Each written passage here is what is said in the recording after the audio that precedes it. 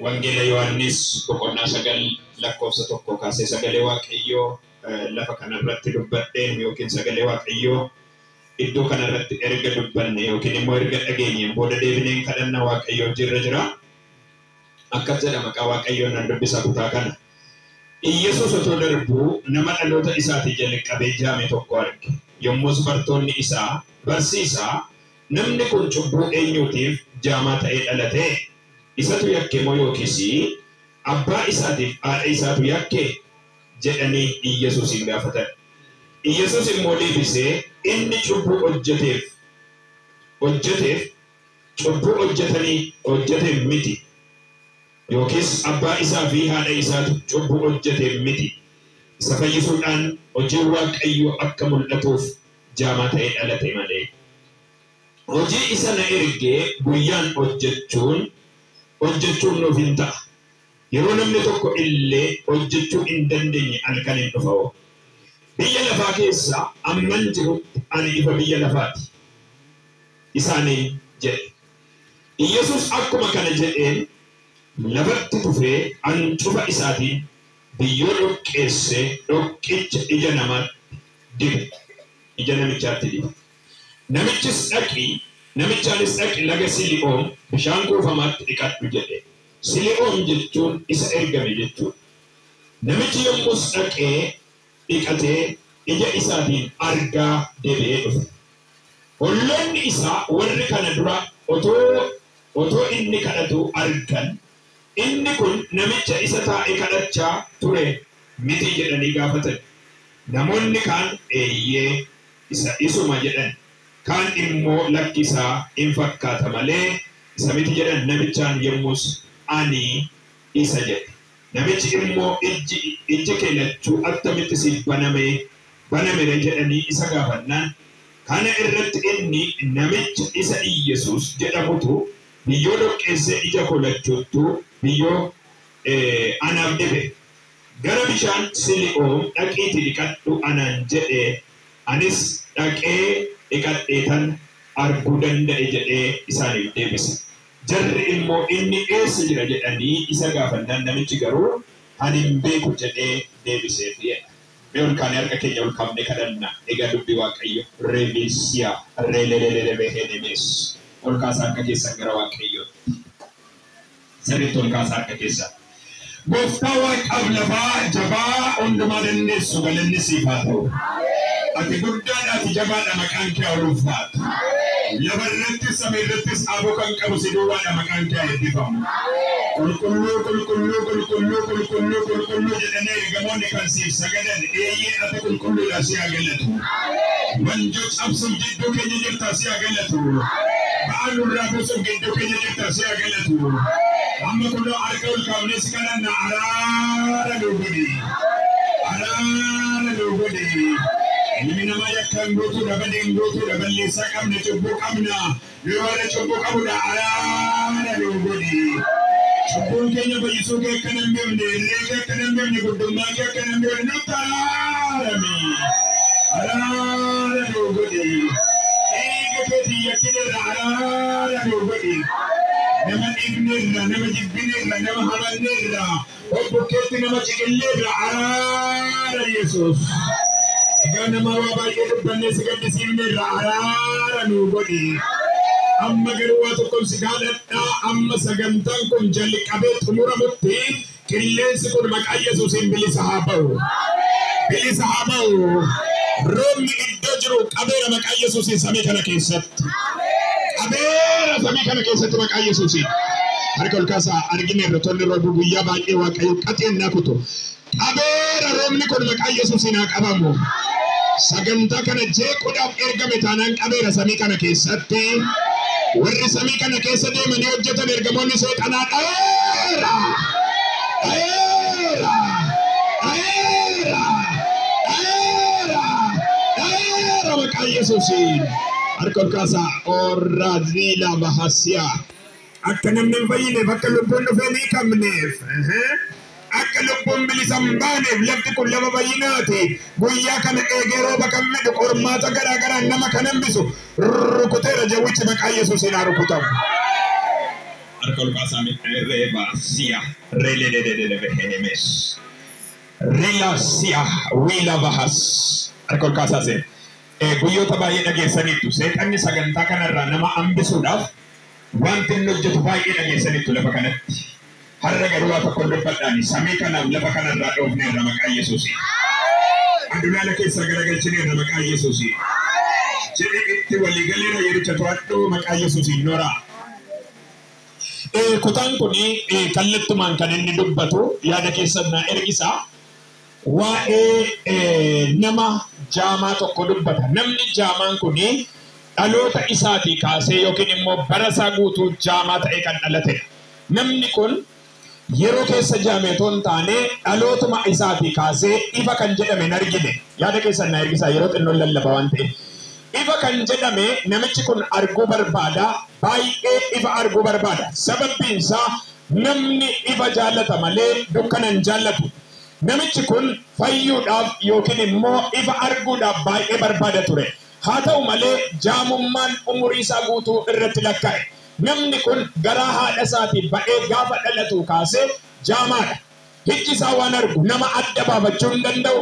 Hollaan beeku firan beeku kan inni beeku yoo jiraate sagalee namaa adda baasee beeka malee namni kun waan hamaaf gaarii ijaan arguu hin dandeenye. Haa ta'u malee namichi kun jaamee yookiin immoo jaamummaan dhalatee otoo jiru nama dhaloota isaatii kaasee jaamaa ta'ee dhalate kana namni hiikuu danda'u hin jiru. Sababbiin isaa namni dhaloota isaatii kaasee jaamee mana yaalaa yoo geessitan manni yaalaa ija banuu danda'u hin jiru. Eessayyuu yoo deemtan manni yaalaa waa'ee ija kaasuu otoo hin barbaade ispeeshaalii yookiin immoo nama baay'ee dandeettii ija yaaluu qabu bira otoo geessitanii nama ijji dhukkubu tokko qoricha kennuu danda'a. Kan kanarraa hafe waa'ee ijaatiin furmaanni hin jiru waan ta'eef namicha kana haati abbaan firri rakkinuma isaa baatee haa ta'u jedhanii dhiisani. Haa ta'u malee namicha kanaaf furmaanni kan inni jiru eessa akka ta'e jara kanaaf hin galle. Garuu furmaanni namicha kanaa harka eenyu jira yoo jettan harka Iyesuus nama Naazreet isa dukkana ibsuu danda'u. Isa nama diriirsuu danda'u, isa jaamaa banuu danda'u, isa dhukkuba namarraa kaasuu danda'u, isa ba'aa namarraa gatuu danda'u. Harki Iyesuus akka isa furu waan beekaniif Iyesuusin eeggatu ture. Namoonni baay'een rakkina isaanii keessatti Iyesuusin kan isaan eegan yeruma isaaniitti waan isaaniif dhufu barbaada namni. Sababbiin isaa gaafa rakkattan gargaaramuudhaaf ariifattu, gaafa rakkattan hiikamuudhaaf ariifattu, gaafa rakkattan akka wanti baay'een gargaarsi isinii ta'uu hin barbaaddu. Namichi kun gargaarsa barbaada. Umurii isaa guutuu garuu jaamummaan otoo jiru guyyaa tokko Iyesuus adeemsa gara namicha kanaa dhaquu jalqabe. Rebasia relelele behenemes. Namichi kun ifa barbaada. Akka nama ollaatti arguun barbaada. Akka obbolaa arguun barbaada. Garuu namicha kanaaf furmaanni isaa eenyu harka yoo jettan nama bira hin jiru.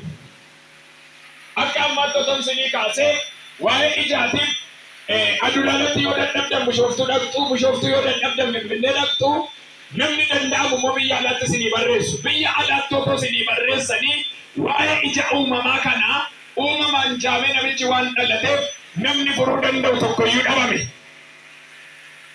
Maalan jedhe namni furuu danda'u tokkoyyuu dhabame. Maaliif namichi jaamaa ta'ee dhalate waan ta'eef falan qabu jedhanii taa'aniiru. Yeroo tokko rakkinni waggaa sirratti lakkaa'uun, rakkinni bara sirratti lakkaa'uun, dhaloota keetii umurii kee hunduma rakkinni si faana deemuun si faana afamiti. Amma Yesuus si bira ga'utti. Hin dhageenye amma Yesuus si bira ga'utti. Harka kaasee fudhu amma Yesuus si bira ga'utti. Wasiila keessuma kee jenne amma Yesuus si bira ga'utti. Kanatti gangalchitu sun amma Yesuus si bira ga'utti. Kanatti dhiphattu amma Yesuus si bira ga'utti. Namichi kun amma Yesuus isa bira ga'utti jaamummaa isaa baatee taa'e dirqama waan ta'eef. Seenis dirqama sirra taa'e rakkinni kun. Har'a garuu waa tokko natti meera Hafuurri Qulqulluu rakkina keetti furmaata kan kennu ana siin jechaa jira Yesuus. Oh la bahasiya. Harka ol kaasaa. Amma Hafuurri Waaqayyoo waan natti hima. Waan waggaa sirratti lakkaa'ee furmaata kan kennu ana bira jedha Yesuus. Bira kee bira miti ana bira jedha Yesuus. Waajjira mootummaa miti na bira jira jedha Yesuus. Furmaanni koo Yesuus bira jira jedha iyyaati. Kasa dubbadha sagalee furmaanni koo Yesuus bira jira jedha. Nama dhiibuu keessaa ba'a. Nama goomachuu keessaa ba'a. Haasaa namaa dhiisi. Waaqa baana walii galtee cimsi. Tokko tokko obboleessan jaallatu manatti, obboleettiin jaallatu, haadha manaan jaallatu, ijoolleen jaallatu. Yesuus kan akkasii immoo beekteedha mootummaa Waaqaa eeggatan. Hin galtaatoo jettanii eenan gala kaa'e. Kana dhiisii beeta mangistiyyuu salphaatti hin galanne isa lafarraayyuu.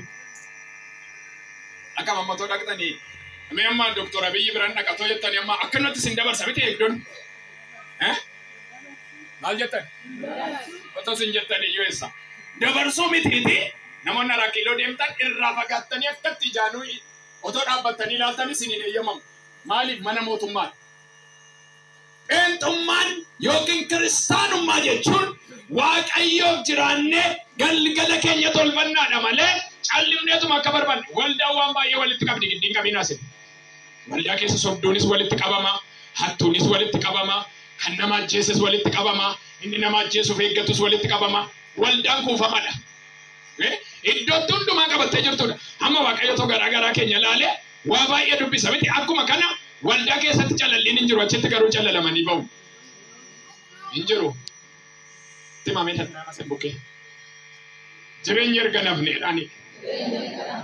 Waaqayyoof garaa kutadhu jedhi. Jiraadhu isaaf jedhi. Callinatti waliin galiin jedhi. Nama gammachiisu elteedhaani. Waaqayyoon hin gaddisiisin jedhaan. Mee warri isinii galee ameen jedhaas.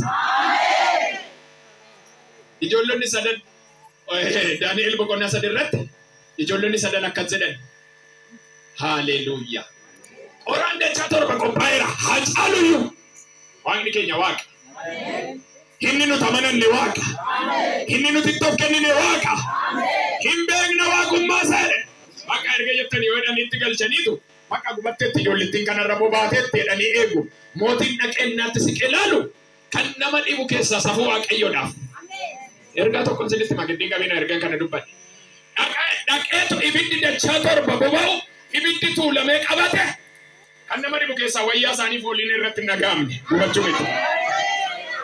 Sinin ajaa'ibu kun fooli dhaqee ilaaleetu mootiin maali isaanoo keessaa baarfatu keessaa burraaqaa jiru keessaa galate maali inni miilanaa jedhe maali ennaan sadin itti galchee tokko bifa waaqolii qaba gidduu dhaabbata jedhe.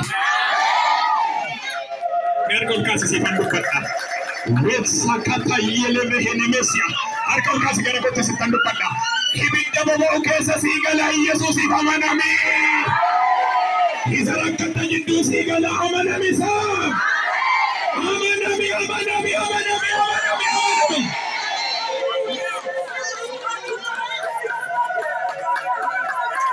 Mataka yelemehesia lo yelemehesia.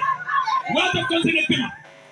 Biyya lafaa jiraattan keessatti nama dhugaa gaafataatan firan qabdan sin. Nama dhugaa gaafataatan dhugaa malee gaafa sin jettan firan qabdani baga dhabdani. Amma ta'u asi gaafa firamee kan qabdan. Koda ko salphaan ko. Fakkeenyaaf naannoo tokko kan jiraatan dhibba ta'u miti. Elammaa fakkeenyaan isa gaafadhu.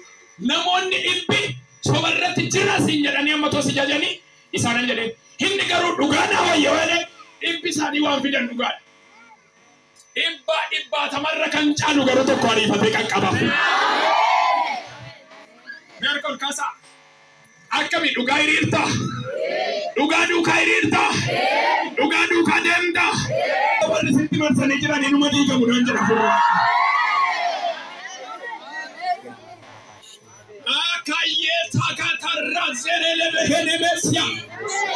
Aburri Waaqayyo akka malee na tasaara. Seena dhaggeeffadhu. Dhugaadhaa jettee baga sigatani. Dhugaadhaa jettee dirii baga sirratti cufani. Dhugaadhaa jettee baga firummaa keessaa si baasani. Dhugaadhaa jettee baga darbatanii qarqaratti si baasani. Siiqan qaba kaleenchi Yihuudaa. Jiru namoonni akkasii siiqan qaba kaleenchi Yihuudaa. Wila sikata kataraba shila baya hadiabo. Amen. Malsi godo yo baay'ate harka sii rukutu malee. Malsi godo yo baay'ate isii tuutu malee. Ani jira jedhi dhaloota kanatti dubbadhu naan jedha Yesuus. Amen. أنا جرى جريت دبنا نجد اللي مواقعيه إني لباب سميرتي أبوك أبوني سيجرا سينجد واقعيه وما تمني وبالبلا ستجوب سرابا نبجرى جرى اللي مواقع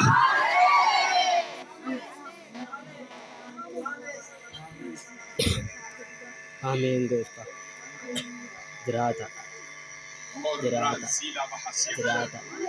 يلا سيكابا چونكو يا غفتا وانندو مرنا فجالا سيكيسا تنجري نرجي أنيو تنسين مدالا غارما كاكينا كوبسا hormatiin baruu danda'e akkami tansidaa gadhaa sitoo danaan naga'e sin argaachuun koo yaa gooftaa waan hunduu marranaaf caalaa si keessaa tan jireenya arge sin eenyu tan siin madaalaa gaarummaan kan keena quubsaa hormatiin baruu danda'e akkami tansidaa gadhaa sitoo danaan naga'e deebite na asoofsiisa alan keessa jiru gaddaaf dhiphina koo hirmaata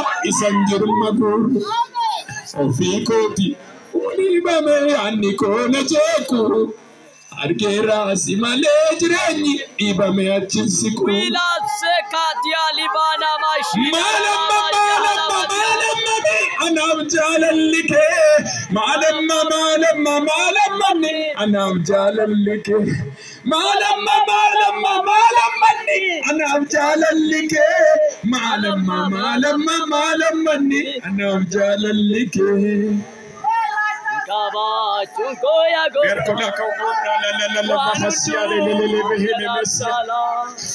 Ikisa tandire nyarge anenyu tansim madala. Karumang kangana kupsa hormatin barudandai. Akami tansida gadda Yesus sitoa danan nagae. Karumang kangana kupsa hormatin barudandai. Akami tansida gadda biye sitoa danan nagae. Deebite na asoofsiisa alan keessa jiru gaddaaf dhiphina koo hirmaata mooti anni koo jiraanni dhibame achin siqu namni eeffachiiseen jireenya sinna shaakalsiise ani si jaalladheen eenyummaa koo sirrattan ol dhiise.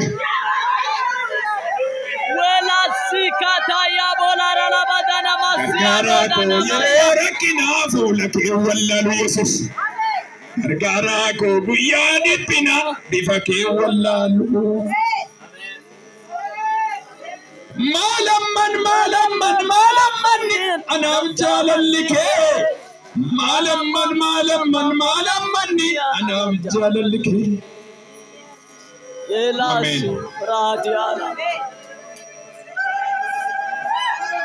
Amen.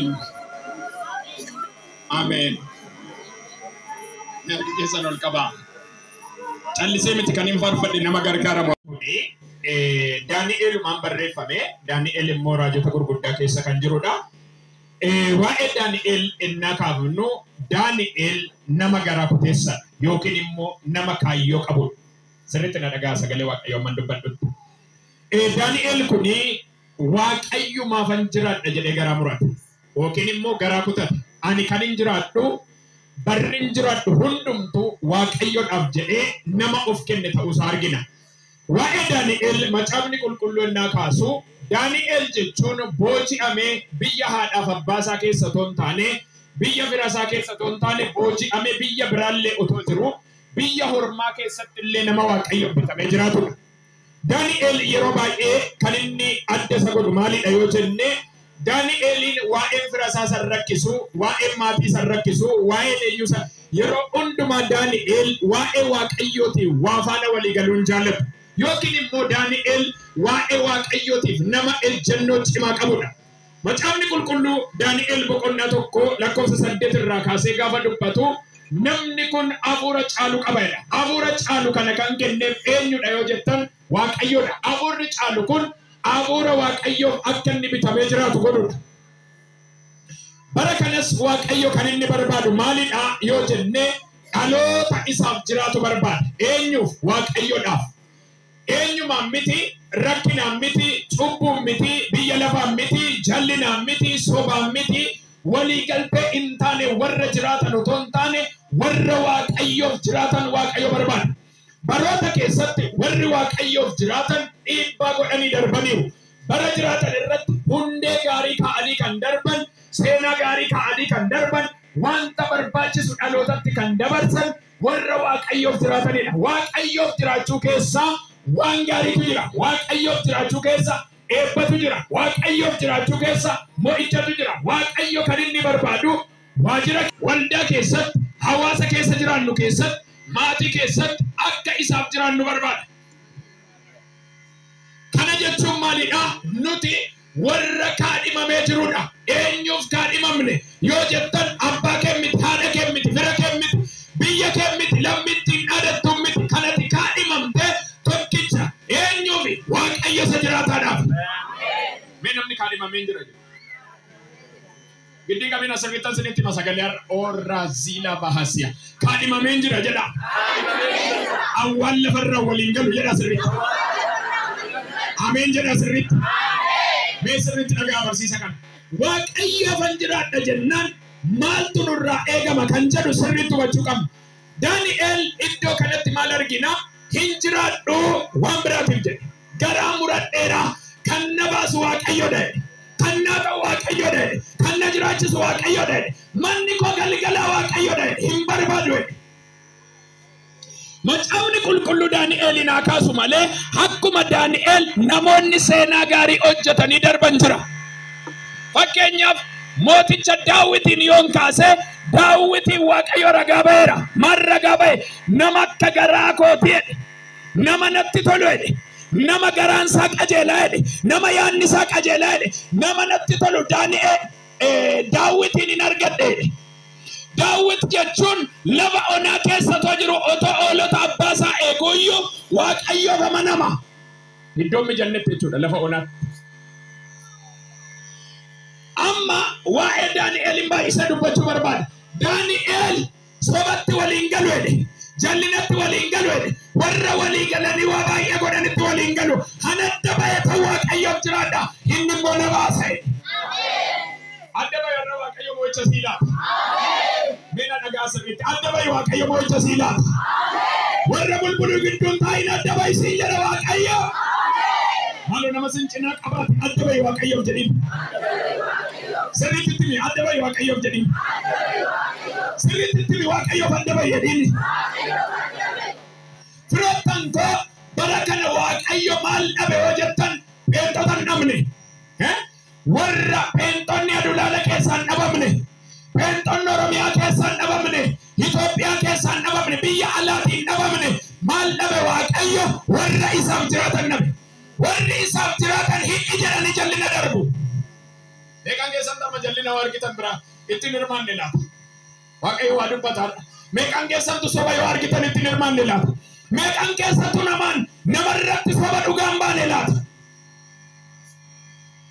Orra zila bahasia. Annan meeqa naannoo amborratti gara tokko biyya tokko mana murtii gaafa dhaqanii manni murtiin gaafata eessa dhuftan jedhaan. Biyya isaan maqaa dhoofnaan ragaa irraan fuudhu jedhaa yoo sobdanis wangeela qabadhaa isin soba beektu waan ta'eef jedha. Sobaniitum dhufanii ragaa ba'u biyya beekamanidha. Maaliin yoo jettanii qarshiin itti kennamee dhaqii nama sana lola irratti dhugaa ba'eeru hin argine argine kakatu. Dhugaaf dhaabbadhu barichi bara hamaadha waaqayyo sii lola. Mee harka ol kaasi giddiin qabiin yaatan. Har'a waaqayyo gara dhugaatti nu haa galchu. Har'a daandii dhugaarra nu haa buusu.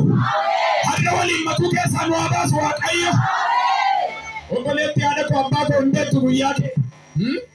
Namoonni har'a walii gallee waaqa baqannu waaqaaf jiraachuu dadhabnu Borguyi chambenu, har asibanem benu. Guyan dhufu baay'ee ariifachaa jira. Dhufaatiin Yesuus ariifachaa jira. Dhufaatiin ilma Waaqayyoo ariifachaa jira. Mootummaan Waaqayyoo ariifachaa jira. Ciniinsu sabaa baay'ee argaa jirra. Kanaaf inni Waaqayyoof jiraachuu tokko tokko akkas jetta. Boruun jiraadhaan gatiin qabu. Kanan isaaf jiraadhaan bara dhufuun isaaf jiraadhaan yeroo jirtutti Waaqayyoo duratti deebi. Uffata fura qulqullu. Daani'el hin barbaadu. Boqonnaa sadii Daani'el boqonnaa sadii dhaqxanii yoo ilaaltan mootiin tokko akka jedhe bifa warqee dhaabbatee jiru yookiin immoo bifa namtolchee dhaabeetu kottaa sagadannaan ijoolleen sadan kun asitti maqaan isaanii jijjiirame Abdineegoo, Meeshiyaaqii fi Shiidiraaq Waaqayyoof jiran jedhan hin barbaannu jedhan. Lakkiin gubattuu qoraan akkatti qophaa'e waraanni qophaa'e jira. Fuudheetti singalchee bidda kanatti hin gubanna yoo gubanne yoo nu oolches yoo nu oolchuu baates hin jiraanna Waaqayyoof jedhan. Dhaloota akkasii Waaqayyo nuuf haa baay'isu ameen jedha. Maaloo godhe yoo nu oolches yoo nu oolchuu baates Waaqayyoof jiraachuun dirqama keenya. Kun jechuun inni Waaqayyoof an jiraadhe silaa du'uun kun ooluudha.